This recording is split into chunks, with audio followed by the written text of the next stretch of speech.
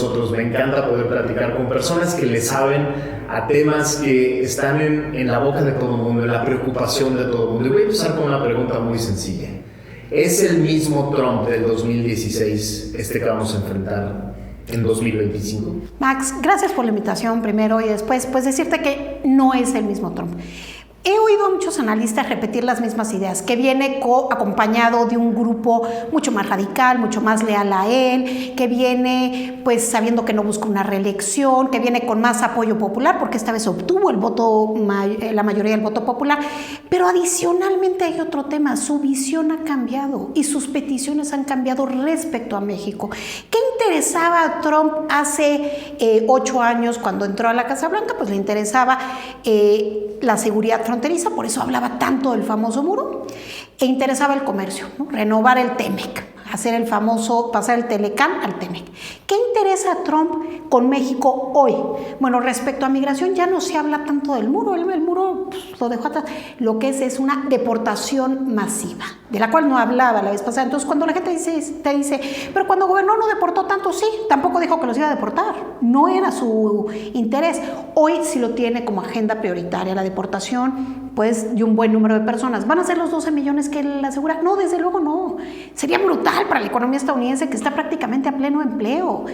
Son trabajos que a lo mejor pagan 15, 18, 19 dólares la hora que muchos estadounidenses no quieren hacer.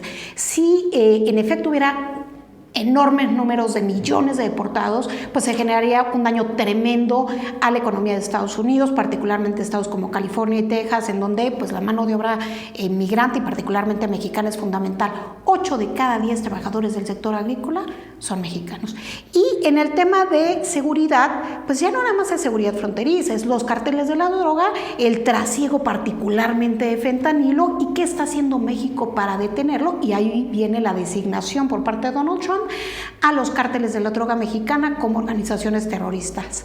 En temas comerciales, los aranceles, que hace 8 años Trump insistía en ellos como una manera de proteger a la industria y la manufactura estadounidense, vio que le funcionaban como elemento de negociación y de presión en otros países, y ahora los utiliza no nada más para proteger a la economía, sino sobre todo como un medio, no como un fin, para presionar a países con los que tienen una relación comercial importante. Y entonces vemos esta escaramuza que tuvo con el presidente de Colombia, Gustavo Petro, pues que el tema de las sanciones, pero una parte central de las sanciones que quería implementar Trump, y después echó para atrás en la tarde una vez que el presidente colombiano aceptó los términos, pues justamente es eso, es presionar a los países con los aranceles. Cuando habla de poner aranceles a México, siempre lo liga a migración y fentanilo.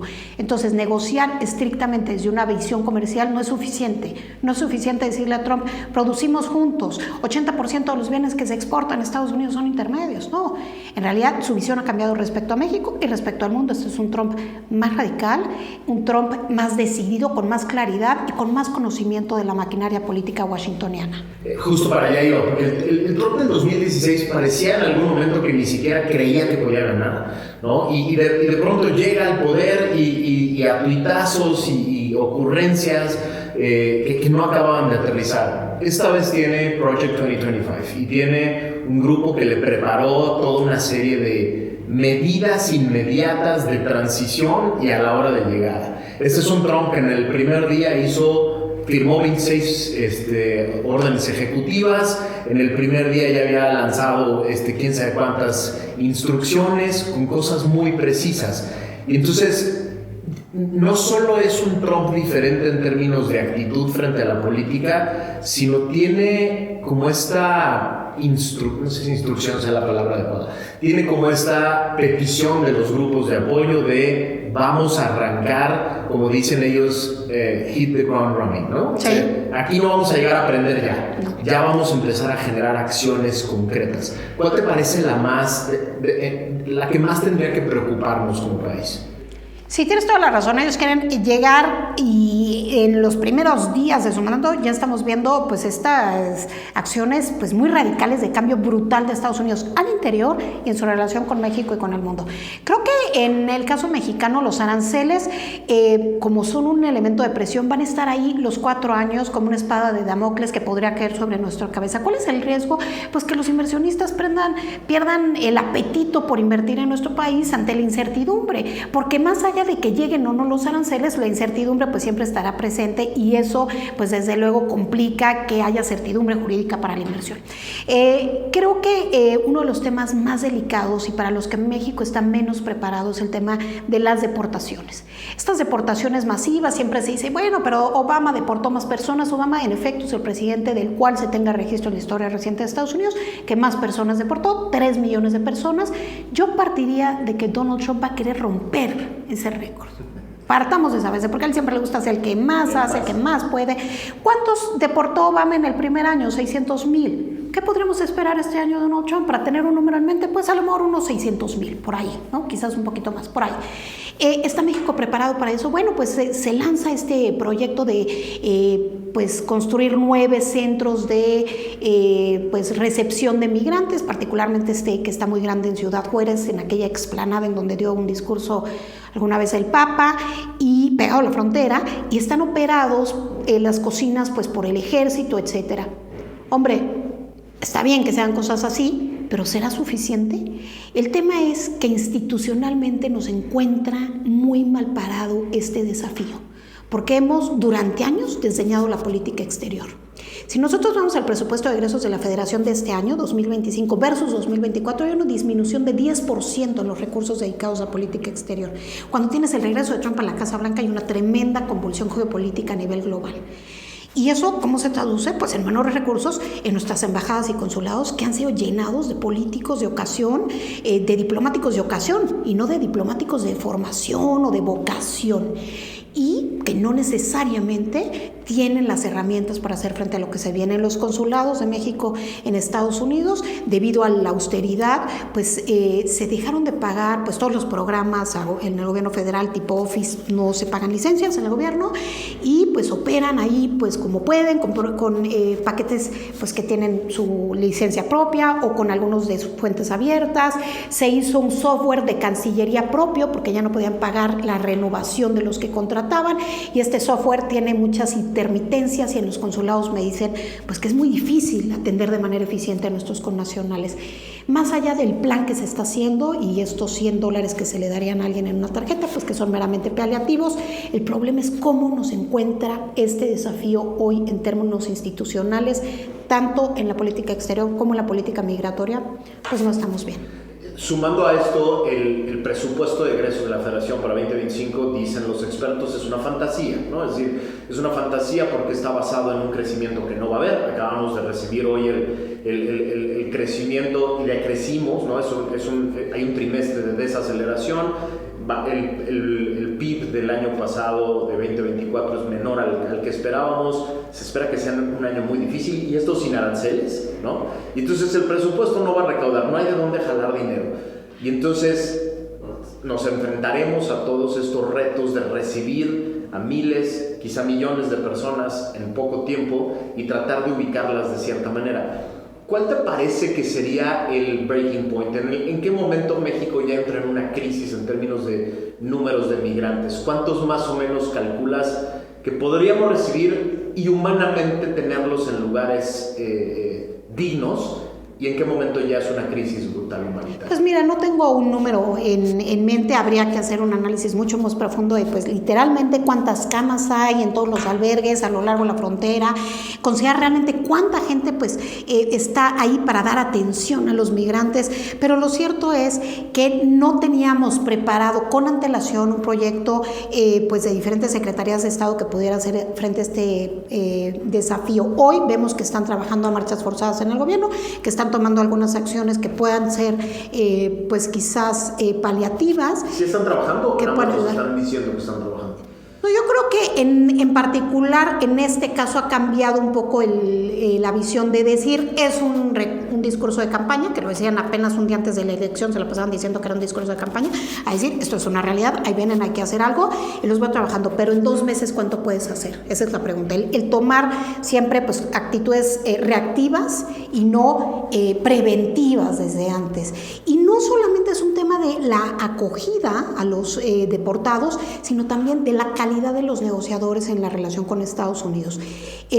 Yo escribí una pieza en el periódico Reforma el día 17 de diciembre hablando de que los iban a mandar seguramente esposados, de que los mandan muchas veces en un crudo invierno a temperaturas bajo cero, donde abordan en El Paso a veces con temperaturas muy bajas y los mandan sin chamarra.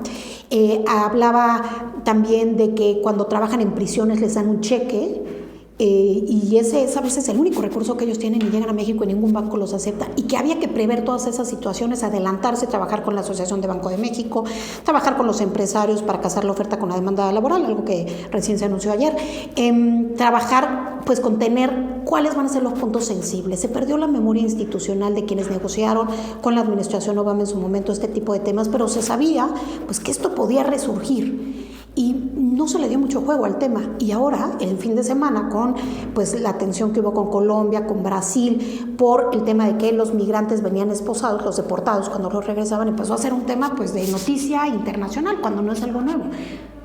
Porque recibirlos es una cosa y ubicarlos de manera temporal en un campamento, en un lugar donde tenga ciertas cosas para tenerles un trato humanitario es una cosa. El problema es, pasados unos cuantos semanas, meses, ¿qué pasa? ¿Qué sigue? ¿A dónde los ubicas? ¿Hay trabajo? ¿No?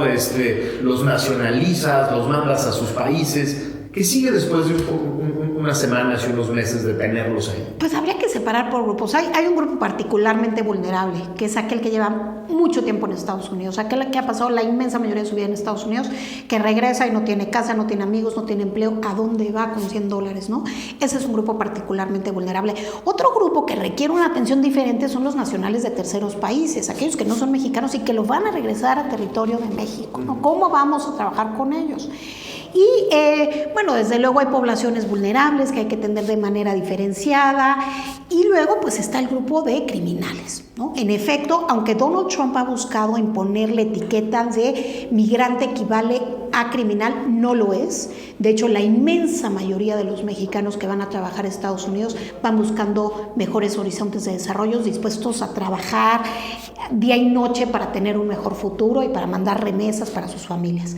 Pero ciertamente sí hay un grupo de gente pues, que está involucrado en crímenes, etcétera. ¿Qué trato se le da a ellos?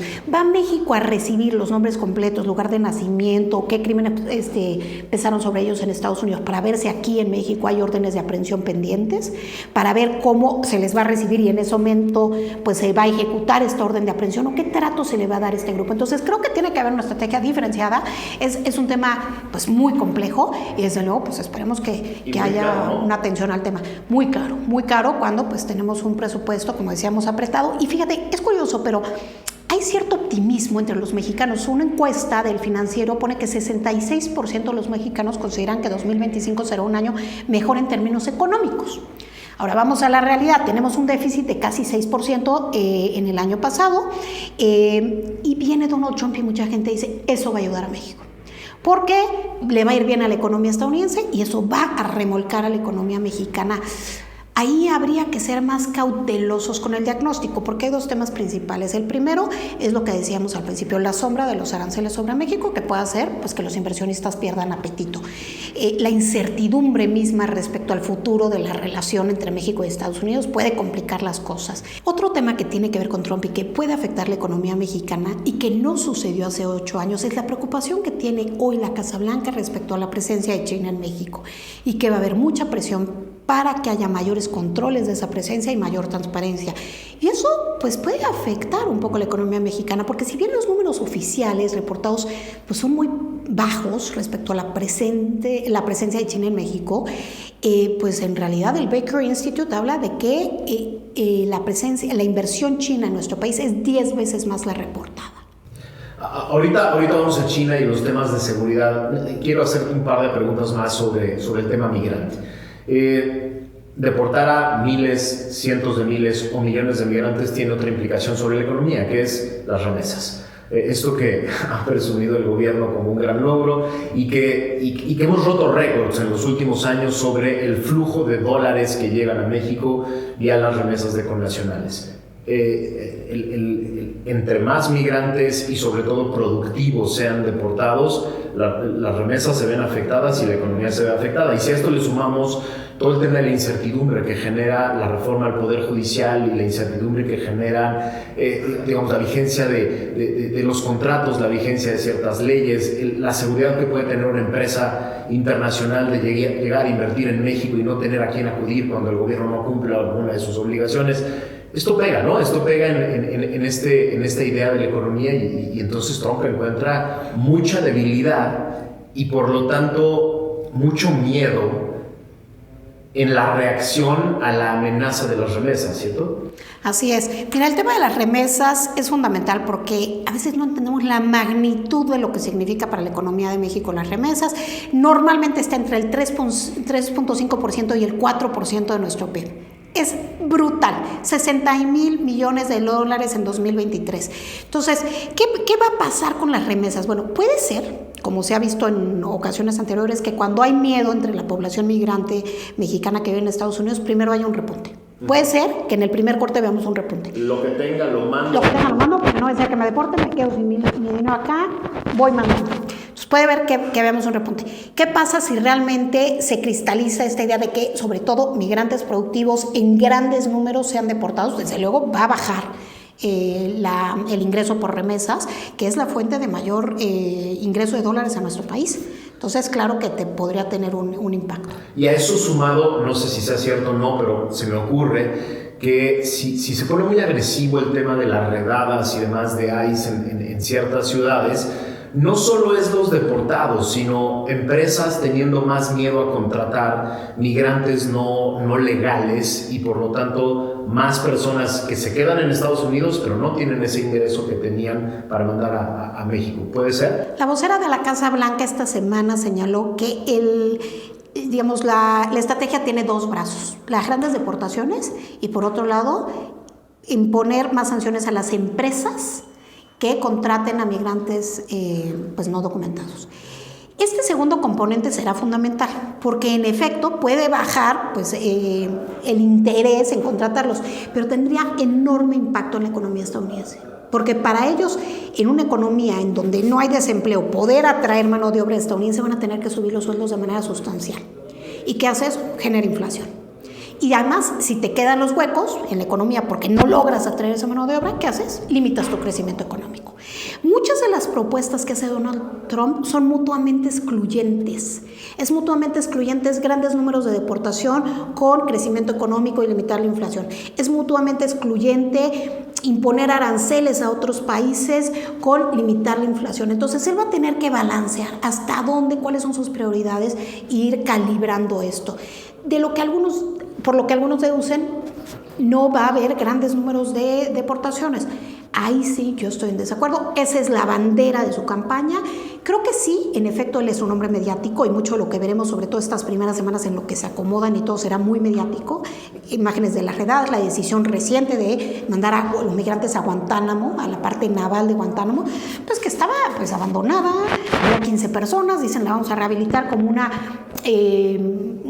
central de detención de migrantes de tránsito temporal en lo que los mandamos a sus países y los aceptan.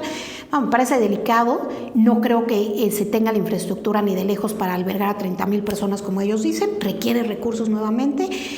Digamos, escalar la operación que tienen en inmigración y aduanas estadounidenses, ICE, tomará tiempo, pero en el Inter vamos a ver muchas acciones mediáticas. En el mediano o largo plazo, creo que sí vamos a ver grandes números de migrantes. Déjame brincar al tema de la seguridad, que la gente le tiene muy preocupada y algunos emocionados, ¿no? Que dicen, la mejor orden ejecutiva es aquella que decreta las organizaciones de crimen organizado y otras organizaciones, dice la orden ejecutiva, como organizaciones terroristas extranjeras. ¿Qué implicaciones tiene eso para México? ¿Cómo ¿Cómo se traduce en acciones concretas del gobierno norteamericano? ¿Cuáles de los sueños de algunos antigobierno de Morena en México se pueden ver en el corto y mediano plazo y cuáles son simplemente una fantasía? La lectura fácil de esta decisión de Trump, es decir, Estados Unidos va a entrar a arreglar el problema que tenemos de seguridad en México, el problema del narcotráfico, de los cárteles que está descontrolado. Como aquí no se hace nada, qué bueno que entren ahí. Esa es la lectura fácil.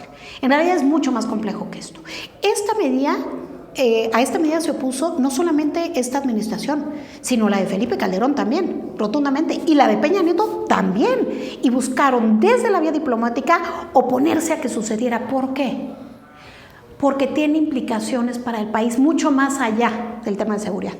Por un lado, toda aquella entidad económica que tenga interacción con algún grupo del crimen organizado que sea designado como organización terrorista, ya sea porque sabiéndolo o sin saberlo tienen dinero de ellos, les compran algo, les venden algo, pagan derecho de piso, cualquiera que esté involucrado con eso, que tomemos en cuenta la enorme penetración que hay del crimen organizado en nuestro país, pues pueden ser susceptibles a sanciones de parte de Estados Unidos. ¿Qué implica eso? Que muchas empresas se le van a pensar 2 veces antes de establecerse en nuestro país o de plano se van a salir porque van a decir, hombre, nos pueden congelar las cuentas, nos pueden imponer sanciones porque aquí anda el crimen organizado y alguno de mis repartidores le dan lana y a lo mejor el CEO ni siquiera se entera, pero puede tener consecuencias para la empresa.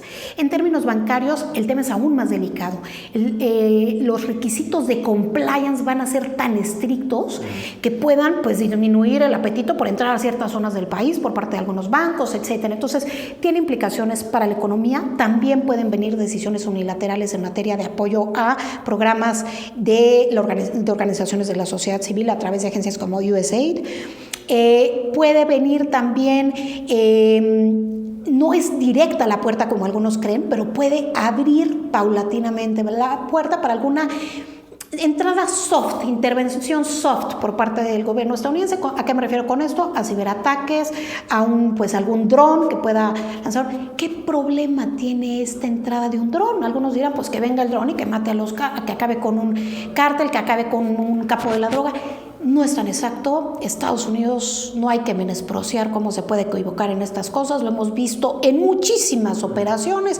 Ya no hablemos de Halcón Caído, ¿no? En aquella operación muy fallida en África, sino nada menos en Afganistán con la salida. Y cómo a la semana de la retirada del ejército estadounidense en Afganistán bombardean un vehículo porque consideran que es una célula terrorista y terminaron siendo civiles. Entonces, estando el crimen organizado tan penetrado en la sociedad mexicana, hay enormes riesgos de esta decisión. Hombre, ¿es un arma, es una espada de doble filo? Pues sí, hasta cierto punto. Tiene un silver lining, tiene una parte positiva hasta cierto punto. ¿Cuál es la parte positiva? Bueno, que el gobierno se ve obligado a retomar la cooperación bilateral en materia de seguridad, cosa que durante 6 años ha estado totalmente muerta. Ahí está el caso del Mayo Zambada. Y la otra es que, pues de alguna manera, esto haga que los cárteles de la droga pues tengan pues mayor, que haya como un efecto de disuasión, digamos, ¿no? Entonces, puede haber un silver lining, algún aspecto positivo, sí, pero también hay algunos negativos y peligrosos. Reconociendo las implicaciones desde el plano nacional, algunos, yo en particular, creemos que sí son organizaciones terroristas. Es decir, lo que pasó en Chilpancingo hace unos meses, la cabeza del presidente municipal en un coche, lo que pasa hoy en Culiacán, lo que pasa en Guerrero, en todo el estado, Michoacán y demás, deja poca duda de que su actividad no es simplemente el trasiego de drogas, el movimiento de capitales, el lavado, etcétera. Si tienen la intención de generar terror para disuadir autoridades, para que la gente no denuncie, etcétera. Dejado eso a un lado. Ahí habrá que depende un poco la definición que des de terrorismo. O sea, coincido con parte de lo que dices, sobre todo en tu último parte, donde dices, pues sí, generar terror para influir en las decisiones. Pero normalmente la definición de terrorismo va ligada a una ideología o una visión.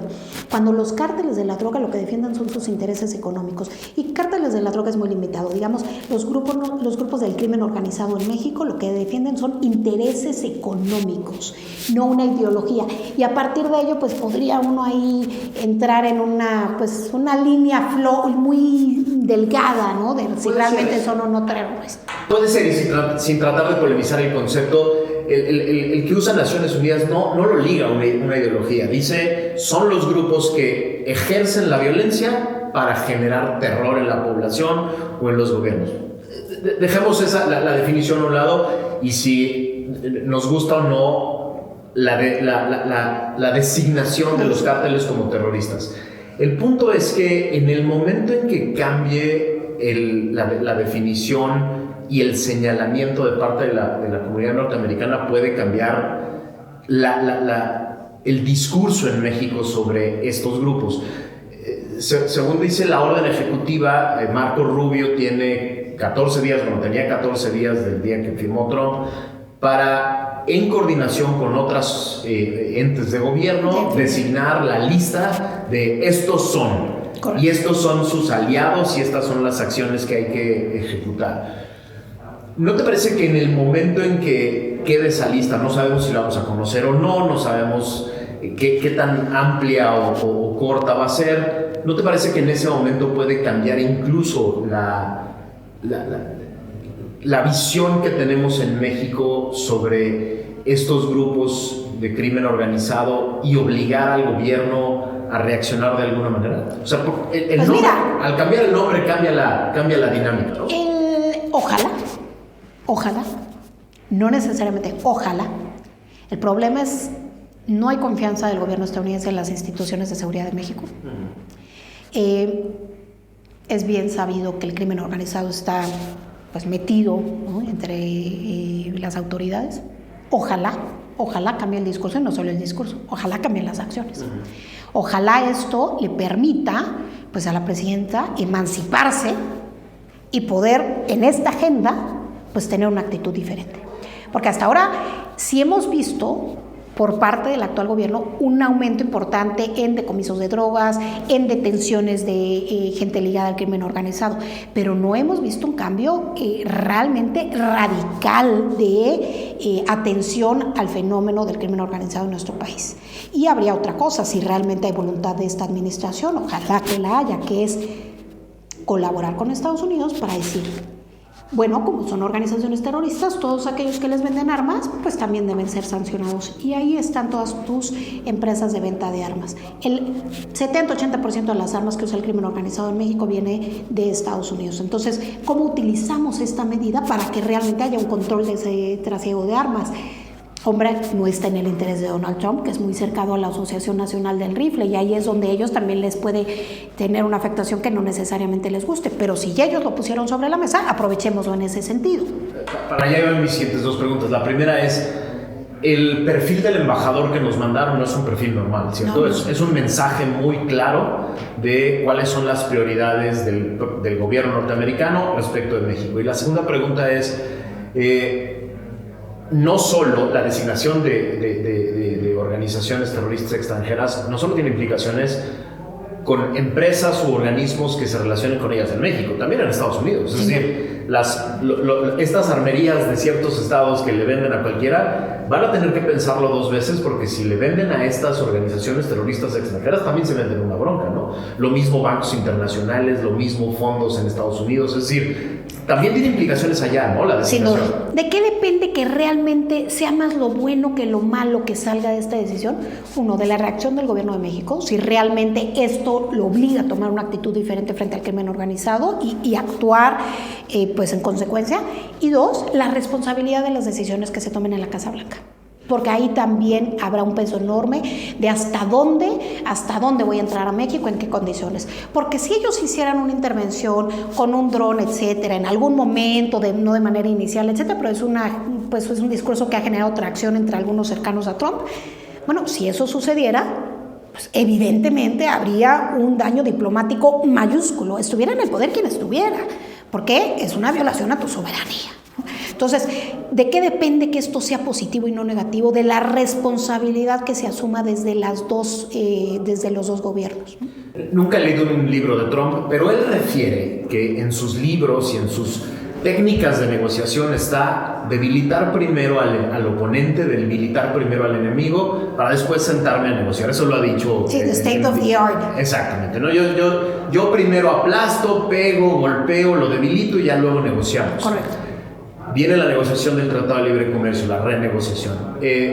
Todas estas medidas que hemos platicado en esta primera parte tienen que ver con eso, ¿no? Con debilitar a México, someter un poco a México, etcétera, para luego generar mejores condiciones para él para renegociar, ¿o no lo ves así? Yo creo que son intereses que convergen. O sea, yo creo que a él en efecto le preocupa el tema del fentanilo. No hay político en Estados Unidos que se pueda desentender de ese tema cuando el año pasado cobró la vida de 100,000 personas en Estados Unidos. Cualquier político, demócrata o republicano, tiene intereses electorales y intereses políticos para actuar en esa agenda.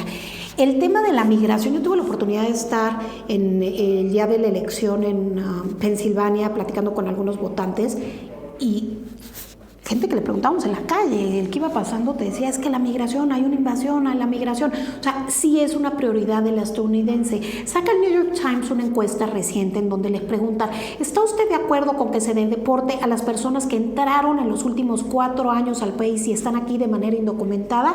63% dice que sí. El número aumenta muchísimo, casi al 90% cuando les preguntas en caso de que haya cometido un crimen. Entonces, el estadounidense está alineado con esa visión de Trump. Entonces, para él, yo creo que sí es un tema la migración, sí es un tema la seguridad y el fentanilo, y sí es un tema el comercial. ¿Qué quiere Trump de esta, en teoría, revisión, pero que él quiere convertir en renegociación? Lo que dice el acuerdo hoy es que es una revisión que se hace el 2026. Él quiere una renegociación y quiere incluso adelantarla. Y cuando le preguntan a sus asesores por qué la quieren adelantar, contestan, primero, porque queremos fortalecer la industria de manufactura estadounidense, particularmente la industria automotriz. Segundo, porque queremos limitar la entrada de China a México en el sector automotriz. Esa es una prioridad y China va a ser un actor crucial de esta revisión o renegociación que se haga del Tratado de Libre Comercio. En este sentido, en los últimos 6 años, México cambió por completo su política de aliados internacionales, ¿no? De pronto nos empezamos a hacer cuates de los peores dictadores, empezamos a voltear a los foros que no eran los foros anteriores. A ti, a mí nos ha tocado estar en diferentes foros, yo en los de corrupción y demás, que de pronto me dicen, México se salió, México ya no está, nos manda a personas de tercer nivel a estos foros. Nos va a pegar, Brenda, el haber cambiado de aliados, el no haber denunciado abiertamente la invasión de Rusia a Ucrania, el haber sido tibios en la denuncia de los ataques terroristas de octubre del año pasado, del año antepasado. Este vuelco de la política internacional hacia las naciones populistas afines ideológicamente nos va a pasar factura. Mira, yo creo que desde que Trump estaba en la Casa Blanca, ya el gobierno mexicano pues tenía ya no digamos un coqueteo, estaba digamos en la misma línea que Venezuela, Cuba y Nicaragua, y eso no tuvo impacto en la relación entre Trump y López Obrador. ¿Por qué? Porque Trump es un hombre profundamente transaccional y le dijo a López Obrador, tú detén la migración y hagamos una renegociación del TEMEC, y si estas dos agendas estamos bien, lo demás da igual, yo me hago como que no veo. Hay muchos que creen que llegando Marco Rubio al Departamento de Estado, pues nuestra relación con Venezuela, Cuba y Nicaragua puede ser un gran irritante con Estados Unidos. Yo difiero de esa visión. ¿No? Yo creo que en su comparecencia, cuando le preguntan a Rubio sobre México, dice, pues no nos gusta la postura que tomó sobre Venezuela, pero bueno, ellos tienen ahí en su constitución la no intervención, y como que hasta justifica a cierto punto al gobierno. Pero en donde él sí no lo justifica y habla duro es en el tema de China. No es que no sea relevante para Estados Unidos, Venezuela, Cuba y Nicaragua, pero en este momento no es lo más relevante. Lo más relevante estructuralmente es la rivalidad que tienen con China. ¿Va a cambiar México su postura respecto a Venezuela, Cuba, Nicaragua, Rusia? ahora, con la presión de Trump, pues depende. Me parece de lo que alcanzo a leer de la actual administración, que si hay presión suficiente en algún tema, si de eso depende la relación comercial con Estados Unidos, si de hacer a un lado a China o cerrarle la puerta depende la relación comercial con Estados Unidos, lo van a hacer. Si de eso depende, si la relación depende de que México tome una postura más dura en el tema de Rusia, lo van a hacer, creo. No necesariamente, en esos dos temas, no necesariamente en Venezuela como en Nicaragua, porque Morena tiene facciones, ¿no?, del grupo que son muy alineadas a esa visión y que la presidenta no querrá pelearse con Fernández Noroña por un tema de Venezuela, etc. Entonces, por eso creo que ella tiene claro que hubo un fraude en Venezuela, me parece. No quiso tomar una postura porque decía, este es un tema exterior y no me voy a pelear con Fernández Noroñas y similares por este tema internacional. Entonces creo que ahí el reto es hasta dónde la visión pragmática pueda pesar sobre la muy ideologizada. Que no tomar una postura en este caso es tomar una postura, ¿no? Es decir, correcto, el decir reconozco a Maduro y mando a mi embajador a la es tomar una postura. Es como reconocieran que no hubo un fraude, exacto, aunque ella sepa que lo hubo. Pero creo que en este tema lo hace porque no hay un costo con Estados Unidos. ¿En dónde sí va a haber un costo con Estados Unidos? Con China. Platícanos de esa relación, de esa complejísima relación de México con China. Y déjame, lo voy a decir yo, el operativo en un mercado de Fayuca ya nos puso en buenos términos con Estados Unidos. No, para nada. Mira, yo creo que la creciente presencia de China en México es muy evidente ya hoy en la Casa Blanca. ¿Qué quiere decir la presencia? Nosotros somos el segundo mercado de mayor venta de automóviles chinos en el mundo, solamente detrás de Rusia, que es además, el que más... de un día para otro, ¿cierto? Pues sí, en unos cuantos años. El año pasado, 20% de los vehículos que se vendieron en nuestro país, 1 de cada 5 fue chino. 1 de cada 5. 1 de cada 5 del año pasado.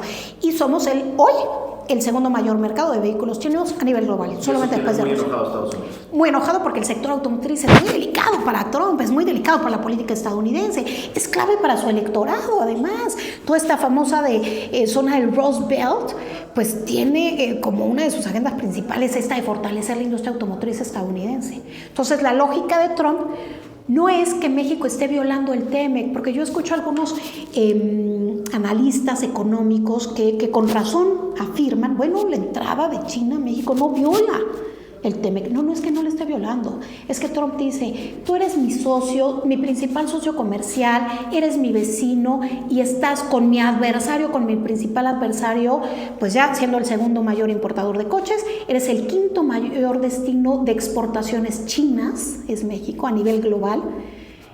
Oye, ¿qué pasa? 60% de aumento de contenedores de China a México el año pasado. Ceneta, un grupo basado en Oslo que hace análisis del transporte de carga por mar y por aire, dice que la ruta de mayor crecimiento a nivel global por la vía marítima hoy es la China-México. Entonces, cuando empiezas a analizar todas estas cosas, entiendes la preocupación de Estados Unidos. Ahora, ¿qué significa esto? ¿Que México debería de cerrarle la puerta a China completamente? Hombre, si genera alguna inversión que genere empleos en México, pues no necesariamente. ¿Qué significa? Primero, ni siquiera se puede, ¿o sí? Bueno, yo creo que se puede. Cerrarle la puerta a los productos chinos, se nos encarece todo. Sí, todo. De lo que está aquí en esta mesa, la inmensa mayoría es chino. Entonces, lo que tendría que hacer México es primero poner en los números oficiales la realidad de la presencia de China en México, que hoy no se refleja en los números de la Secretaría de Economía. De acuerdo al Baker Institute, la inversión china en México es 10 veces más la reportada. Entonces, transparentar, tener un diálogo franco con Estados Unidos y decir, hombre, ¿cuáles son los intereses que como región de América del Norte nos interesa cuidar y tus intereses de seguridad nacional? Y en esas industrias o sectores tener un particular cuidado, ¿no? Y tener incluso a lo mejor pues ciertos frenos a esa participación de China en ciertos sectores. ¿Qué va a pasar en Canadá? Hace unos meses platiqué con un par de amigos canadienses y me decían, no hay manera de que Trudeau o el partido de Trudeau gane. Renuncia a Trudeau y de pronto parece que repunta el partido de Trudeau y parece que ya no es tan claro que va a perder su partido y ya no es tan claro que va a haber un partido similar o aliado a Trump tan fácil. ¿Cómo ves el futuro de México hacia el norte? incluyendo a Canadá? Yo sigo creyendo que van a ganar los conservadores la elección en Canadá. Habrá que ver porque pues, los escenarios electorales son muy cambiantes. Yo sigo creyendo que van a ganar los conservadores. Creo que va a quedar en el gobierno canadiense alguien con una visión parecida a la de Donald Trump. Y a veces escucho en México esta idea de hay que aguantar 4 años en lo que se va Trump. Y a mí me parece que no. Esto es algo mucho más estructural. Trump es el símbolo de un cambio que es un cambio global que además estamos viendo en diferentes latitudes, donde la democracia liberal occidental, como la conocemos en los últimos 200 años, está sufriendo enormes golpes. Y vemos el surgimiento de esta pues, internacional populista, ¿no? En donde no necesariamente están trabajando de la mano, pero sí vemos que cómo pues, crecen los populismos pues, con importancia, con apoyo electoral por la vía democrática de ciudadanos que dicen pues la democracia liberal occidental a mí no me dio los resultados que yo esperaba y pues voy a probar por esta vía. Lo que pasa es que el remedio puede ser más duro que la enfermedad. Además, populismos con lo que antes, yo siempre digo antes porque a mí ya no me explica nada este concepto de izquierdas y derechas. Populismos que pueden ser de cualquier lugar del espectro ideológico. Totalmente, izquierdas y derechas. Y también que atacan a la democracia liberal de uno o del otro lado, ¿no? Sí, lo que está fortaleciéndose mucho son las visiones autocráticas. El modelo chino de, digamos, mayor control por parte del Estado, pero mayor buscando más eficiencias, tiende a ser algo que los ciudadanos empiezan a creer. El problema es que dentro de las autocracias las hay variopintas también. Entonces hay quien te dice, bueno, pues a ver, en Singapur hay una autocracia, pero ve qué bien están y todo. Sí, pero también en Venezuela y ve qué mal están, y también ve Nicaragua y ve qué mal están. Entonces, no se pueden meter todas en la misma canasta, esa es la realidad. Y la democracia, pues, fortalece la libertad de los diferentes tensiones y grupos naturales de cualquier sociedad a manifestarse, a tener una influencia en las decisiones que se toman. Pero quizás el impasse en el que algunas democracias cayeron está haciendo pues, que se fortalezcan otras visiones de gobierno. Yo creo que la crisis es mucho más profunda que Donald Trump, que atrás de Donald Trump vienen los trompitos, ahí está J.D. Vance, ahí está Marco Rubio, y que pensar desde México hay que aguantar 4 años es una visión que no está entendiendo el cambio que estamos viviendo. No es una era de cambios, es un cambio de era. Hay llamados desde el régimen mexicano a unámonos en torno a la presidenta. Vamos a poner que mañana todo México sale al Zócalo y dice nos unimos en torno a la presidenta y somos bien nacionalistas. ¿A Trump le importaría de algo la unidad nacional de México? ¿Cambia en algo su política? ¿Cambia en algo la supuesta unidad que se llame desde el régimen? A Trump le gustan las figuras fuertes, políticamente hablando. Es más, yo creo que si Xi Jinping no fuera su adversario estructuralmente de Estados Unidos, sería su amigo. Porque le gusta conversar con gente como Víctor Orbán, ¿no? en Hungría, como Nayib Bukele, como Milei, que tienen pues, poder, que tienen con Putin. Entonces, ¿qué pasaría en torno a esta unidad nacional? Que a lo mejor mandaría algo que está evidente, que es pues los altos niveles de popularidad que tiene la presidenta. Y que eso pudiera pues, fortalecer la visión de que Claudia tiene el poder de los mexicanos y eso a él le gusta. Ahora, ¿va a cambiar eso las decisiones que tome? No. Las decisiones que Donald Trump tome, ¿México puede influir en ellas? Sí. ¿Cuánto? ¿Hay un margen de negociación? Lo hay. ¿Cuánto? Pues depende de la capacidad diplomática que tengamos. No nos podemos oponer de manera frontal como lo hizo Petro y ya vimos los resultados. Andar tuiteando, andar diciendo en las mañaneras cosas en contra de Trump o del gobierno estadounidense no sirve de nada, es contraproducente. ¿Qué se tiene que hacer? Fortalecer a la diplomacia mexicana que hoy ha estado totalmente hecho a un lado. El Servicio Exterior mexicano ha sido pues vapuleado en los últimos años. Hay talentos importantísimos que hoy no están en funciones. Tenemos un embajador que sale con un video ayer o antier, nada contra el embajador, en particular a Esteban Moctezuma, pero sale en un video diciendo estoy aquí porque la presidenta quiere que me quede un día, un mes, un año, no sé cuánto. No podemos tener un embajador mientras llega el próximo, en lo que llegue el próximo. Necesitamos ya un embajador que opere, que tenga margen de pues negociación diplomática en Washington y que esté arropado hoy en particular por gente de alto nivel que puede operar desde Estados Unidos en los diferentes nervios que tiene Washington y también pues generando alianzas con aquellos grupos de interés que se ven afectados por las decisiones de Trump, ¿no? Aquellos grupos de la economía estadounidense que se verían afectados por los aranceles impuestos a México o por las deportaciones masivas, hacer alianzas con ellas. ¿Cuánta gente tiene hoy la Embajada de México en Estados Unidos en el área de Congreso? 3 personas. El titular del área, el de diputado, bueno, Cámara de Representantes y el de Senado. 3 personas para lo que se juega de intereses en nuestro país. Nada. Nada. Ahora, dime una cosa. Agarra a Trump a México en un momento muy complejo de su reciente historia democrática, que es con la destrucción del Poder Judicial, de los órganos autónomos, una serie de cambios que generan desconfianza en quien puede entender cómo debería de funcionar una república y la seguridad jurídica que eso genera. Entiendo, y corrígeme si estoy equivocado, que los grupos de presión, sobre todo económicos en Washington, son muy importantes a la hora de las negociaciones. Y si los grupos de presión, los empresarios, los inversionistas, el lobby de los automóviles, el lobby de la tecnología, el lobby de la energía, dicen: sí, México está muy débil, sí, no tenemos mucha confianza en las instituciones. Eso impacta directamente en la actitud de Estados Unidos. Déjame lo pongo de otra manera. Si hoy Trump enfrentara a un México sólido desde el plano institucional, con órganos autónomos, con un poder judicial autónomo, sabría o entendería que es más difícil negociar y someter que cuando sabe que quien tiene todo el poder puede decidir lo que sea porque no tiene organismos que lo limiten.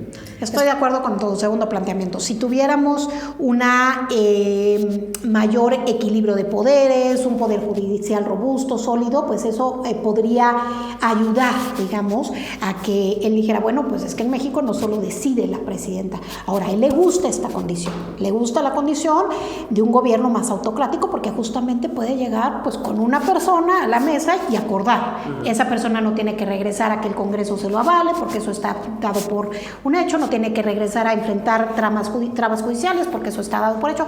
Él prefiere este sistema. Aquellos que me dicen, Trump va a ayudar a que la democracia mexicana no se vaya por la borda, a defender a las instituciones con los organismos no autónomos porque Estados Unidos quiere... No. Si eso es lo que está haciendo él en Estados Unidos. Él está destruyendo muchas de las instituciones republicanas estadounidenses. En las últimas semanas mandaron un correo a los inspectores generales de Estados Unidos que llevaban ahí años en la posición, que son como contralores y que ellos están independientemente del Partido Demócrata o Republicano diciendo, señor, haga sus maletas, se va usted mañana, sin darle ni siquiera lo que decía la ley de 3 meses para que puedan pues salir de su empleo. Él está quitando contrapesos en Estados Unidos. Justamente de eso se trata. Él puso 3 ministros de la Suprema Corte en su mandato y además en el Poder Judicial metió a mucha gente y lo que quiere él es menos contrapesos en Estados Unidos. Él no va a venir a defender la democracia mexicana. Esa es una tarea de los mexicanos. Y justo esa es la debilidad, ¿cierto? Los últimos 4 o 5 expresidentes de la era democrática mexicana tenían ese pretexto. Cuando Estados Unidos les pedía alguna cosa que no necesariamente nos convenía, tenían ese pretexto de decir, no me va a dejar el Poder Judicial, no me va a dejar el Congreso, déjame ver cómo le hago con el Senado, déjame ver cómo lo armo constitucionalmente para que la Corte no me lo tire, déjame ver cómo le hago para que el organismo rector de la energía o de la competencia no me diga que no. O sea, tenías como presidente el pretexto de decirle a Estados Unidos, no está tan fácil como tú lo ves, igual y no puedo. Hoy no hay pretexto y ahí está la debilidad, ¿no? Hoy es, te pido esto, me vas a ayudar con esto, y si no, aquí están los aranceles. Y la presidenta no tiene herramientas para decir no puedo. Ni para poner esta imagen de buen policía, mal policía, donde a lo mejor parte del gobierno puede decir, no, nosotros el legislativo no estamos de acuerdo, no, porque él sabe que controla el legislativo. ¿Qué es lo único que hoy nos queda? Los contrapesos, pues que quedan reales, bueno, pues de los mercados, ¿no? ¿Qué otro contrapeso se puede generar?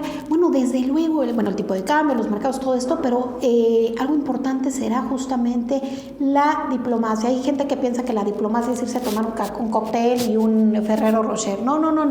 El diplomático tiene que resistir, influir, convencer, argumentar, influir. Y para eso necesita gente capacitada en las posiciones adecuadas. Hoy no la tenemos. Hombre, sé que están recuperando algunos perfiles, sé que están contratando gente, marchas forzadas en las últimas semanas, por ejemplo, en la Secretaría de Economía han recuperado algunas direcciones generales, tienen una tercera parte del personal que se tenía pues hace algunos años, pero creo que sobre todo lo importante será perfiles capacitados y un grupo de negociadores pues que sea con diferente expertise. Tradicionalmente se negociaba por separado seguridad, migración, economía. Hoy se va a negociar junto, necesitas a todos en la mesa. Hay poca gente que sepa del tema de migración y seguridad en el gobierno de México que se pueda sentar con Estados Unidos. Hay, en fin, áreas de oportunidad. La Dirección General de Asuntos Internacionales del Instituto Nacional de Migración fue desmantelada. El Instituto de Atención al Migrante de Oaxaca desapareció el año pasado. O sea, esta austeridad que ha quitado pues, fortalezas institucionales que hoy serían claves para el desafío que tenemos por delante. Hombre, no quiero cerrar con una nota meramente negativa. Yo creo que sigo pensando que México es un gran país. Sigo pensando que tenemos enormes ventajas como país y que los mexicanos sabemos trabajar y que podemos pues, buscar las oportunidades en este momento de caos para que México salga fortalecido. Necesitamos hacer la tarea interna. Déjame cerrar con esta pregunta para nuestro público. ¿Por qué el ciudadano común, el que nos está viendo, se debería de preocupar de la posición de México en el mundo, de las políticas del gobierno de México hacia el mundo? ¿Por qué no es solo un tema de los políticos, las relaciones con otro país? ¿Cómo le impacta al ciudadano común? ¿Cómo nos ven de fuera? ¿Cómo reaccionamos a lo que pasa afuera? ¿Cómo nos relacionamos con los otros países? ¿Cómo nos impacta en la vida normal? Ese es un reto enorme, traducir cómo la política exterior afecta en la vida diaria de los mexicanos. Cuando comienza la guerra en Ucrania y la gente empieza a decir, oye, la inflación, pero fíjate que subió los fertilizantes, pero subieron los granos. Bueno, había que ver cómo estaba impactando lo que sucedía en el mundo en México. El COVID es uno de los mejores ejemplos. Oye, allá hay un bicho en China, pues a nosotros nos tiene sin cuidado. ¿Qué pasó después? ¿No? Fuimos el país con mayor sobremuerte por tema del COVID. Entonces, si tú te pones a ver lo que pasa fuera de México nos impacta brutalmente. Somos un país que tiende a ser etnocentrista, tenemos una visión que suele mirar mucho a su propio ombligo, pero lo que sucede fuera de nuestras fronteras nos impacta. Se habla mucho de la esperanza de que la relocalización de empresas sea una oportunidad para que México crezca económicamente. Lo es, porque cuando se generan empleos con inversión directa, bien pagada, pues los mexicanos tienen acceso a una mejor vida. ¿De qué depende que llegue esa inversión? Pues de las decisiones que se tomen en el gobierno, de la relación que tengamos con nuestro principal socio comercial. Hoy que se está reconfigurando el tablero global, casi todos los países de tamaño medio como Brasil, Arabia Saudita, Qatar, Emiratos Árabes Unidos, Turquía, India están jugando en el tablero global. México no lo está haciendo y el problema es que si no estás en la mesa eres parte del menú. Entonces creo que necesitamos un entendimiento de lo que está pasando, de que está cambiando el mundo y de que México necesita ponerse las pilas para aprovechar este momento y que eso afecta a ti, Max, y a mí y a todos los que nos escuchan. Qué bonita charla, aprendo mucho siempre que platico contigo. Muchas gracias por aceptar esta invitación y pues nos vemos en la que sigue. Gracias a todos por vernos. Este va a ser un ejercicio permanente. Vamos a estar platicando con las ciudadanas y los ciudadanos que saben de los distintos temas que te impactan directo en tu vida. Gracias por acompañarnos.